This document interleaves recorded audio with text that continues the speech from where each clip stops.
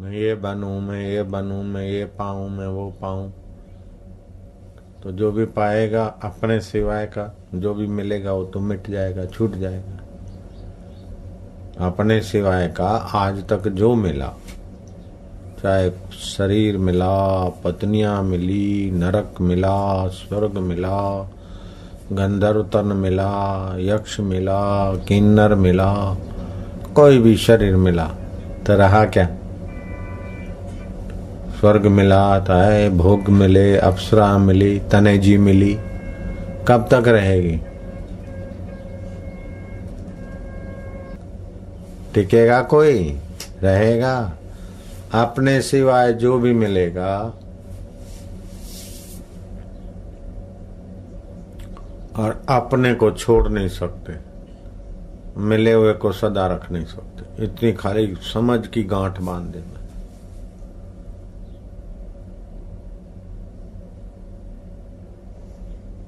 अपने को हम छोड़ नहीं सकते और को रख नहीं सकते।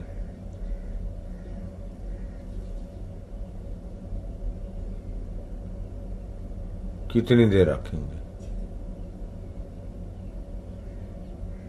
कब तक रखेंगे? किसके साथ रखेंगे? मेरे साथ। तो ये मैं शरीर को बोलता है, शरीर रख सकता है तो अपना छोड़ना पड़ेगा। तो शरीर के साथ जो रखे वो रह जाएंगे।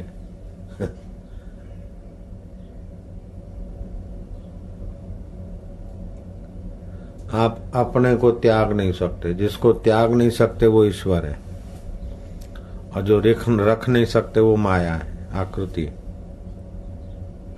जिसको छोड़ नहीं सकते वो परमात्मा है, और जिसको रख नहीं सकते वो माया है। बोलो।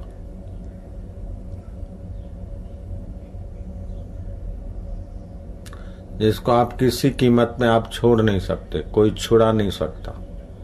सारे देवता नाराज हो जाए तभी भी आपसे वो परमात्मा नहीं छीन सकते। सारे राक्षस नाराज हो जाए तो परमात्मा नहीं छीन सकते। सारे भगवान भी नाराज हो जाए तो परमात्मा नहीं छीन सकते। ब्रह्मा विष्णु महेश नाराज हो जाए तभी भी आपसे अपने आप को नहीं छीन सकते।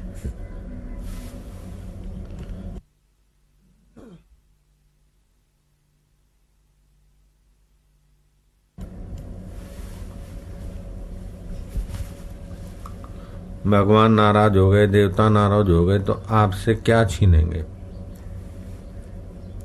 मिली हुई वस्तु छीनेंगे, अथवा तो नरक दे देंगे। तो किसको नरक देंगे? आपके शरीर को देंगे। तो नरक के पहले तो आप थे, तो नरक दिया है। नरक दिया है तो टिकेगा कहां तक? उनका दिया हुआ नरक कब तक टिकेगा?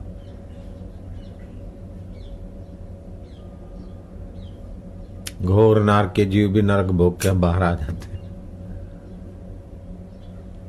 स्वर्ग दे दिया, मिल गया तो बस।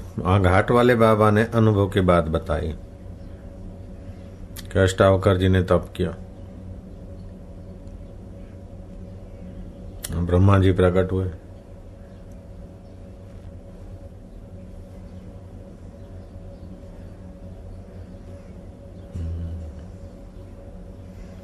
बोले मांग लो। बोले आप क्या दे सकते हैं? बोले जो चीज जाओ चाहो दे सकते हैं। फिर भी वो सदा रहेगी? बोले सदा तो हमारा शरीर नहीं रहता, तो हमारी दी हुई चीज सदा कैसे रहेगी? अष्टावकर तुम तो ज्ञानी हो। तो बोले फिर तुमसे क्या लेना है? आपसे ये समझ लेनी थी। धन्यवाद। विष्णु जी का आह्वान किया, एकाग्रता थी। भगवान विष्णु आए कुछ समय। बोलो योगी राज, कैसे स्मरण हुआ कि प्रभु आपका तो स्वागत है, कृपा है आपकी। शिष्टाचार में तो हम जीव शरीर में हैं, आप आदि नारायण स्वरूप में हो। आप तो पालन करता देव हैं, आप किसका पालन कर सकते? बोले शरीरधारियों का, बोले शरीरधारियों का तो शरीर सदा नहीं रहेगा। हाँ तो बोले पालन भी ऐसे ही है, तो मेरा पालन आप कर सकते। अष्टावक्र तुम तो अखंड एक सत्य वस्तु हो, आत्मा अपने को जानते, तो उसका पालन कौन करेगा? अनात्मा करेगा।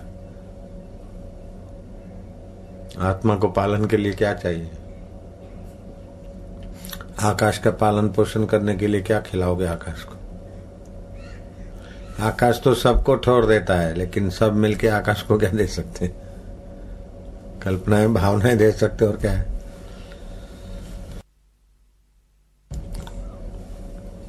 सत्संग की बात हुई, भगवान नारायण, तो तुम ब्रह्म रूप हो, मद रूपा भवा, तुम मेरे स्वरूप ही हो।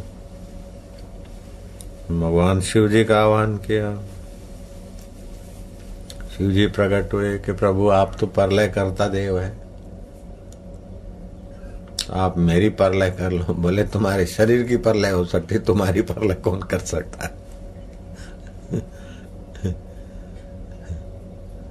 तुम्हारा शरीर की प्रलय कर दे, मर जाएगा, फिर भी मरने के बाद भी तो मैं हूं तो रहोगे। तो बोले उसकी प्रलय भी नहीं होती। बोले नहीं, उसका पालन भी नहीं होता, तो मेरा पालन भी नहीं होता। बोले नहीं, तुम्हारा पालन कौन करेगा? तो मेरा प्रलय भी नहीं होता। बोले नहीं, तुम तो प्रलय के बाद भी प्रलय को जानने वाले हो। प्रलय हो गया, कुछ नहीं देखा, तो मेरी उत्पत्ति, बोले उत्पत्ति होती है वो मिटता है, तुम्हारी उत्पत्ति कहाँ? ये तो तुम जानते हो ऋषिवर। बोले हम जानते हैं, इसी से तो आप जल्दी आए। तो बोले हम आए और गए, ये बात सच्ची है अष्टावक्र जी? बोले नहीं प्रभु, ये आपकी आकृति प्रकट हुई, फिर आकृति लीन हो जाएगी। आप तो ओतप्रोत हैं, आप नहीं होते तो आकृति भी प्रकट नहीं होती। आप यहाँ भी थे ही थे। जहाँ आकाश नहीं है वहाँ मकान नहीं बन सकता है। आकाश नहीं, वहाँ कोई पशु पक्षी या मनुष्य नहीं जा सकते। आकाश है तभी सब है। ऐसे आप हैं तभी आपका श्री विग्रह है। श्री विग्रह तो यहाँ से उधर, उधर से उधर अंतर्धान हो जाएगा, लेकिन आप तो ही हैं। बोले अष्टावक्र आप ही हैं। बोले नहीं प्रभु, आप ही हैं।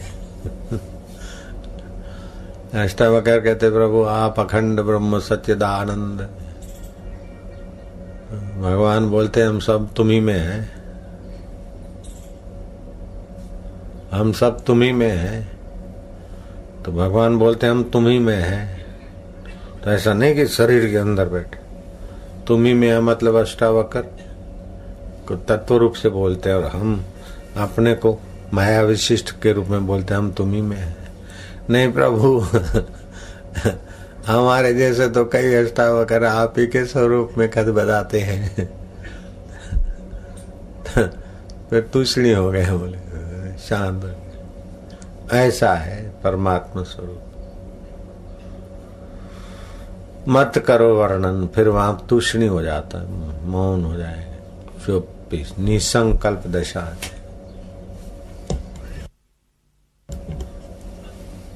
जैसे माया रूपी मेघ खूब वर्षा करे, मेघ, तो आपका मकान दुकान डूब सकता है, सड़कें डूब सकती है। आकाश डूब जाएगा क्या? मेघ बरसते हैं तो आकाश डूब जाएगा सारा। मेघ आकाश में ही है, मेघों के पार भी आकाश होता है। मेघ नीचे बरसते रहते, ऊपर खुले में जहाज घूमता रहता है। जहाज की ऊंचाई 30,000 40,000 फुट होती है, और मेघ 5-10 हजार फुट पे ही बरसता रहता है, 20,000 फुट से बरसता रहता है। तो बादलों के ऊपर जहाज चलते हैं, बादल चीर के चले जाते ऊपर, बादल का थर जमता है। तो गुरुत्वाकर्षण नियम से तो ये आकर्षणी शक्ति, चुंबकत्व शक्ति सब उस मैं में, वही मैं आप ही हो। इसलिए आपके शरीर में भी वो आकर्षणी शक्ति है, नहीं है क्या? तो जैसे यहाँ है वैसे पूरी ब्रह्मांड में।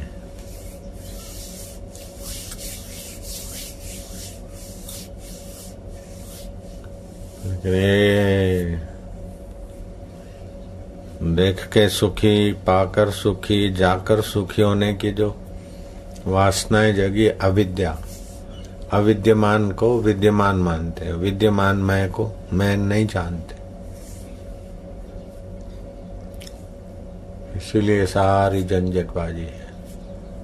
तो उतनी बुद्धि नीचे आ गई, बुद्धि स्थूल बन गई है। सुन तो लिया लेकिन अभी टिक नहीं पाती उसमें, परमात्मा में। मन भी स्थूल हो गया, विषय हो गया। बुद्धि नाशात प्रणिशति।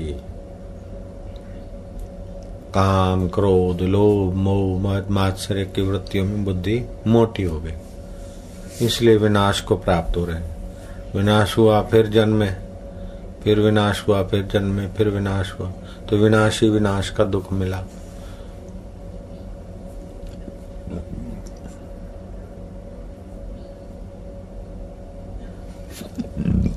तो शास्त्र कहते हैं जन्म दुखम,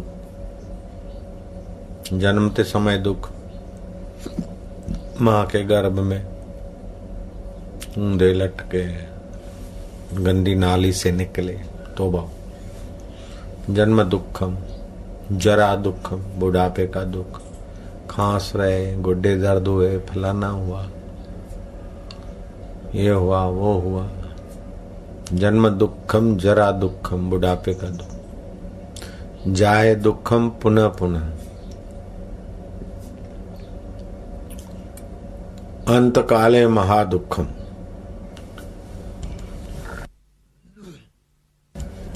जीवन भर जो रुपयों को, पैसों को, तिजोरियों को, एफडीओं को मेरी मानी थी, अब मौत आई तो झक मार के छोड़नी पड़ती, अथवा एकाएक छूट गई तो शरीर तो रहा नहीं। अब सूक्ष्म शरीर में चिंता बनी रही, वासना, मेरे इतने पैसे वो खा न जाए, छोरों को मिलेंगे, क्या होगा, इसका होगा, इसका होगा, क्या होगा, इतना सारा कमाया, और शरीर में घुसना चाहते तो घुस नहीं सकते। अंतकाले महादुखम, जीवन भर का सार और कमाई और शरीर कैसे छोड़े? मरना कोई प्रिय लगता है क्या? फिर भी मरना पड़ता है। करीब 1000 मुर्दे, करोड़ों रुपए, $1 मिलियन जमा करा के मरे लोग, मुर्दे पड़े सड़े सड़ रहे। विज्ञानियों ने बोला कि हम विज्ञान संशोधन कर रहा है, समय पाकर मृतक आदमी को, जीव को वापस बुला के जिंदा कर सकते। अभी एज इट इज रह सके ऐसी दवाइयां और ऐसे बक्से बनाए कि वो फूले नहीं, बिगड़े नहीं।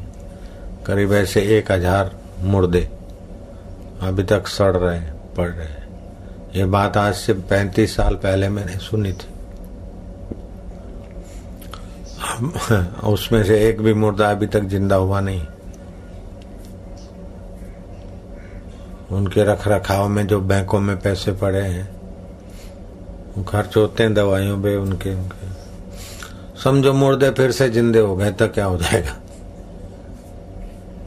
तो मुर्दे फिर से शरीर लेके भी तो आते हैं जन्मते, फिर क्या हो जाएगा? उत्पत्ति नाश। उत्पत्ति किस में होती है? परिवर्तन में उत्पत्ति होती है।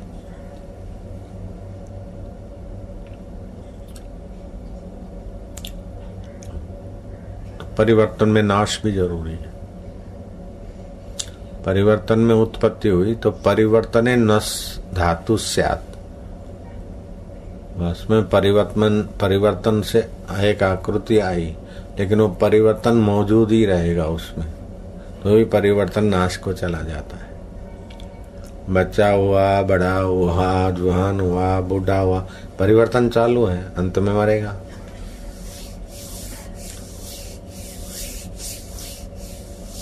तो जो मैं, जो सत्ता है, उसकी ऊर्जा, उसकी लीला,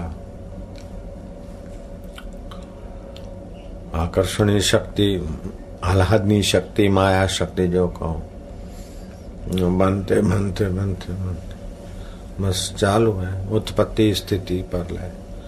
लेकिन जिसमें उत्पत्ति हो रही है, जिससे उत्पत्ति दिख रही है और जो प्रलय को भी देखता है, वो मैं हूं।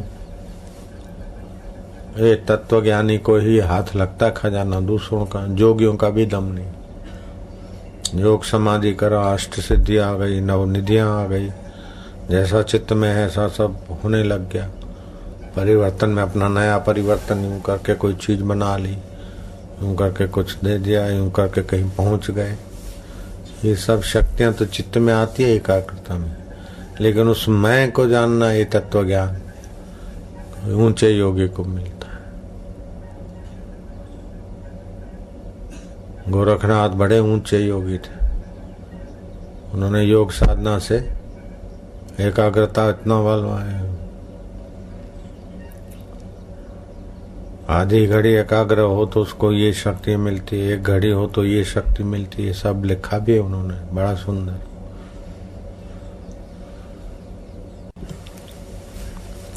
ऐसे करते हुए ये भी लिखा उन्होंने, अष्ट सिद्धि, नवनिधि, अणिमा, गरिमा क्या होती है, कैसे मिलती है, वो भी लिखा है। फिर लिखा है कि अगर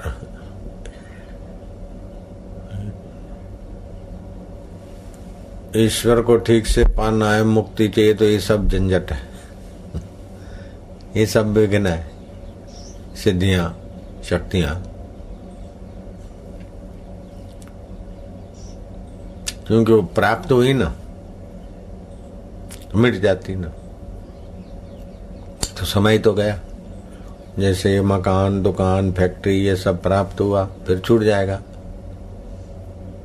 नौकरी, प्रमोशन, गाड़ी सब मिला तो छूट जाएगा, या तो बेचो या तो वैसे ही छूटेगा, पड़ा पड़ा सड़ेगा, एक जैसा तो रहने वाला नहीं।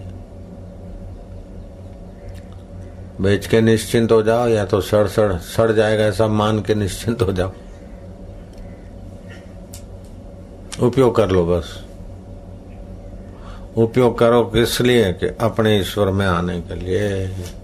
अपनी ऐसी मति बनाओ कि ईश्वर तत्व का ज्ञान जो मिल रहा है उसमें टिक जाए मति। लेकिन कुछ न कुछ करने की आदत है, इसलिए फिर भोग करें, इससे तो भाई जप करो, भोग से उपराम होने का। शादी करें, ये करें, वो करें, वो करें, तो करने में तो और नया करते जाएंगे, नया बनता है।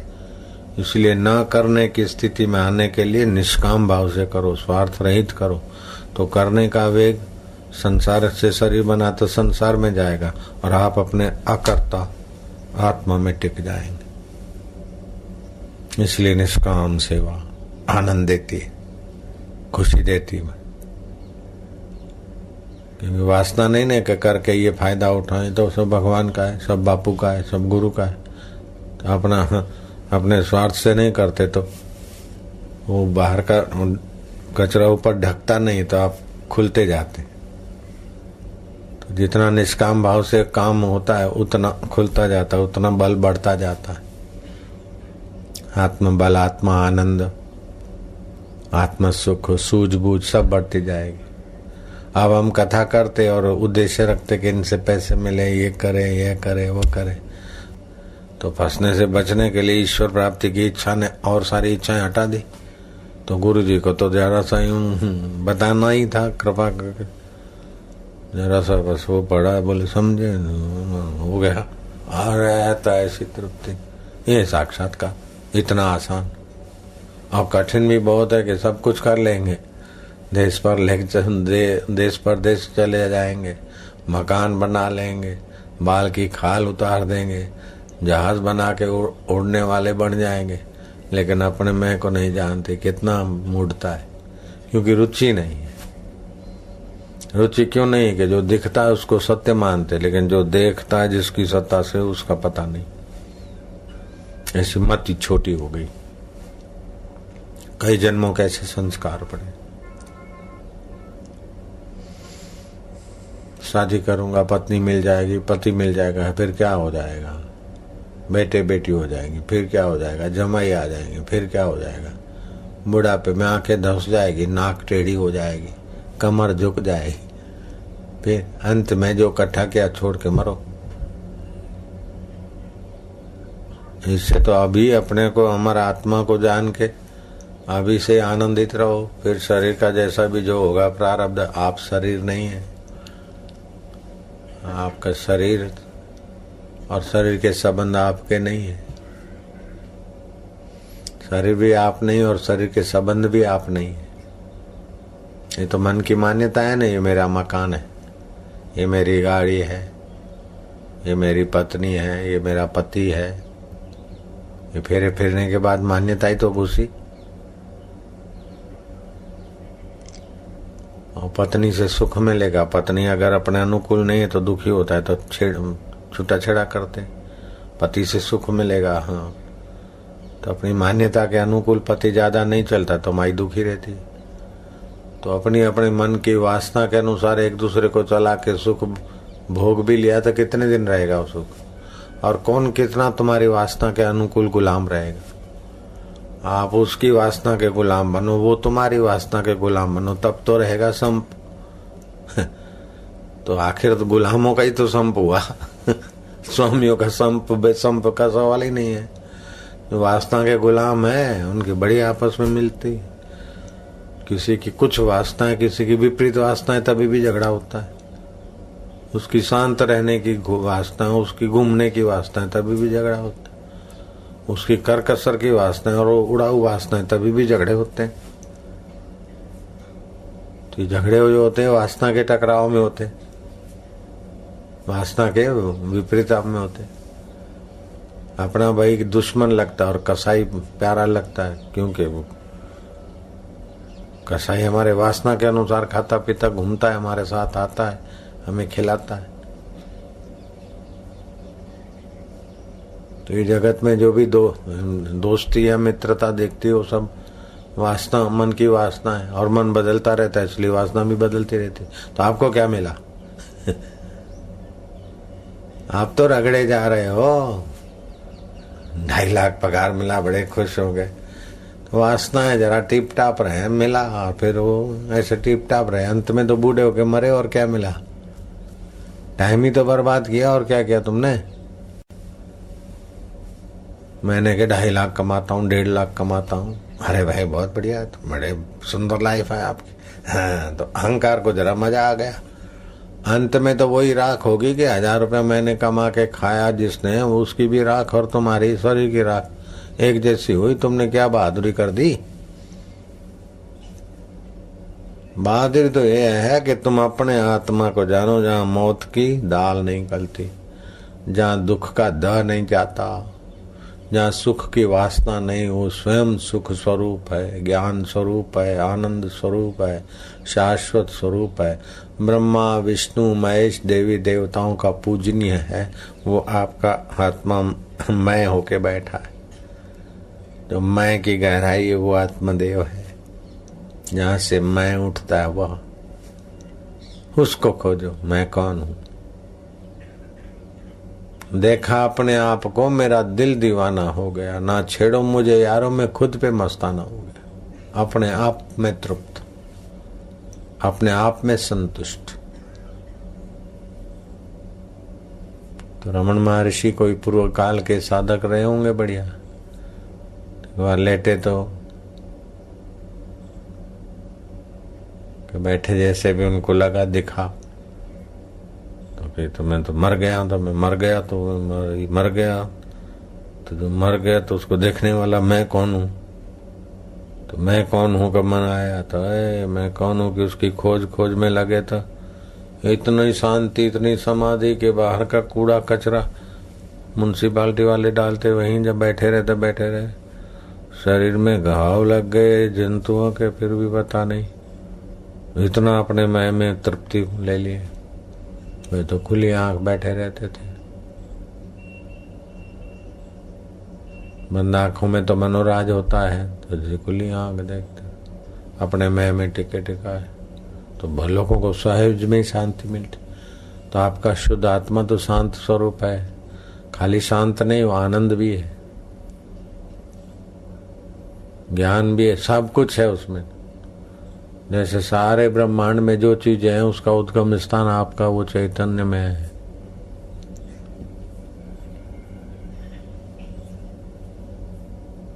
इसी साधन में मैं, इसलिए आंखों को इतनी रोशनी मिल रही है। अगर सूरज में वो मैं है तो इतनी रोशनी मिल रही है। सूरज में भी वही मैं है तुम्हारा, इसी से इतनी रोशनी दे रहा है। चंदा की डिजाइन ऐसी है तो तुम्हारा मैं उस ढंग से शीतलता दे रहा। तो मैं ही सूरज हूं, मैं ही चंदा हूं, मैं ही चांद हूं, सितारा हूं, मैं ही बकरी करके मैं, कहीं भैंस हो गया मैं ही कर रहा। और पशु पक्षियों का इस गले में अथवा मन बुद्धि में आइडिया टेक्निक नहीं है तो आवाज नहीं निकालता हूं, लेकिन वहां वैसा गला है तो आवाज वही मैं ही तो निकाल रहा हूं।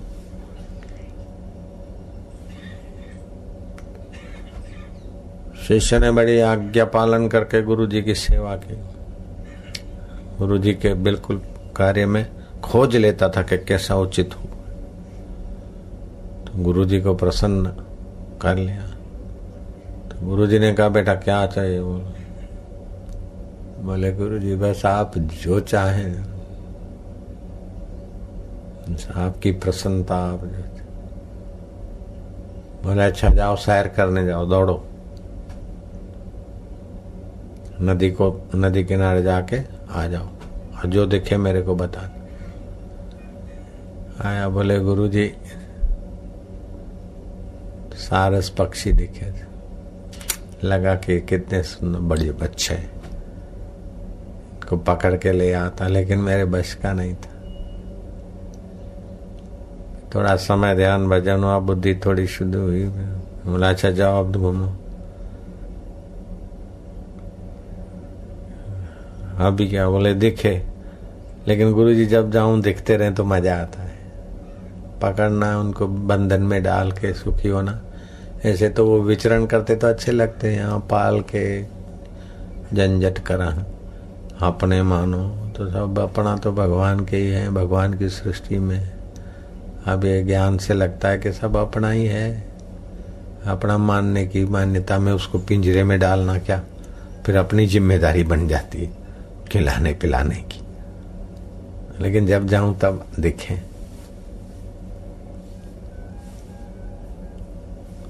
फिर थोड़ा समय हुआ, कभी देखा। अब कैसा? हाँ दिखे, लेकिन गुरुजी अब तो सत्संग से ये पता चला कि ये दिखे तो सुख हुआ, नहीं दिखे तो दुख। तो ये दुखाकार और सुखाकार वृत्ति का ही खेल है।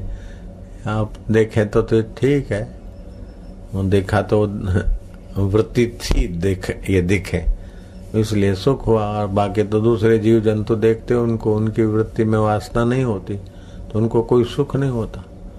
तो दिखने की वासना है तो पूरी हुई तो सुख हुआ, अगर नहीं पूरी हुई तो दुख हुआ। तो ये दुख और सुख वासना को होता है गुरु जी, ये आपकी कृपा से। अब कभी कभी होता है कि मैं ऐसा बन के उड़ान ले लूं, ऐसा कभी आता है कि वो कितने अच्छे उड़ते तो मैं ऐसा बनने हो। तो गुरु ने कहा अच्छी बात है, थोड़ा और सत्संग के दिन फिर गए। बोले अब कैसा लगता है? बोले गुरु जी मैं ऐसा बन के उड़ू, ये मेरी बेवकूफी थी। ऐसा बन के तो मैं उड़ ही रहा हूँ, सत्संग से पता चला मैं ही हूँ। न उनको पिंजरे में लाने की इच्छा है, न मेरे को उनके दर्शन के गुलाम बनने की इच्छा है। कुछ इच्छा मात्र ही बेवकूफी का मूल था गुरुजी। गुरुजी ने कहा ले हो गया काम, गुरुजी की प्रसन्नता मिल गई तुझे, हो गया तुसी ब्रह्मा से ब्रह्मा एको ब्रह्मा। इसी तो बात है। हो गया ब्रह्म ज्ञानी। शब्दों से नहीं, उसके आंखों में वो ब्रह्म परमात्मा के अनुभव की चमक थी, वाणी में सच्चाई थी, व्यवहार में प्रतीति थी गुरु जी को। गुरु देख रहे थे कि फल परिपक्व हो रहा है। उतना तो जानता है फ्रूट वाला के फल परिपक्व हुआ है कि अभी थोड़ा रखने योग्य है।